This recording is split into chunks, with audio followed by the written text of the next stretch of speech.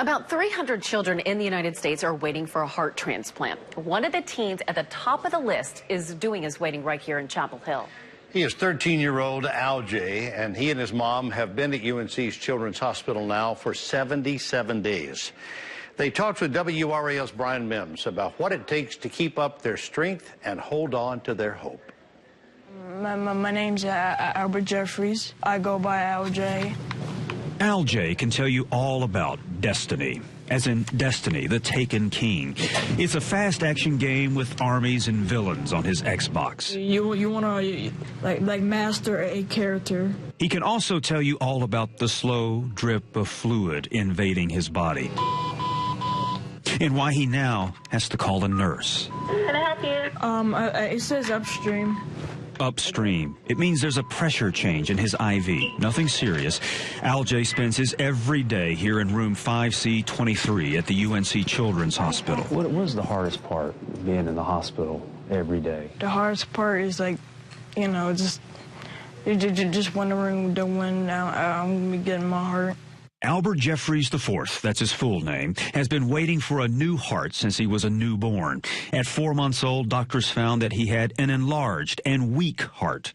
The doctors even told us he's not going to survive the night. He's not. His mom, Tina Turner, would not believe it.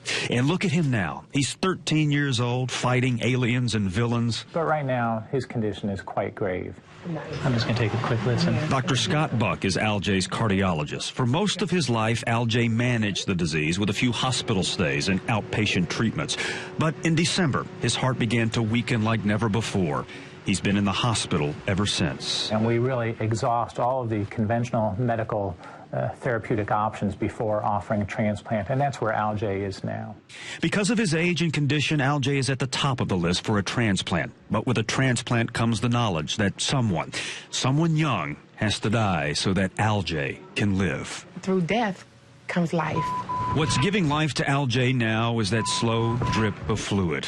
It's called milrinone, and it helps the heart keep pounding. As the days go by and the milrinone keeps dripping, I wonder what's going on inside of his body. Is his body going to be able to hold out?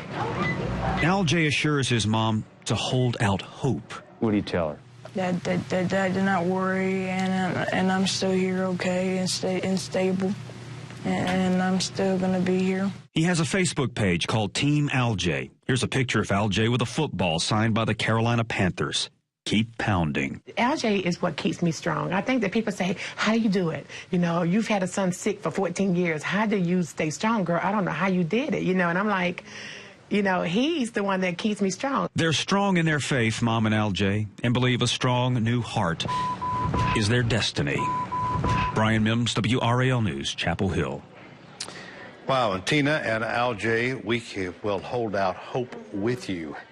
Because doctors say once Al-Jay does receive a new heart, his chances are high of not only surviving, but thriving. And they say the waiting period could be anywhere from days to months. His mom also hopes this story encourages more people to register to become organ donors. We believe in that so strongly, and the best to all of you. What a fighter he is. Yeah.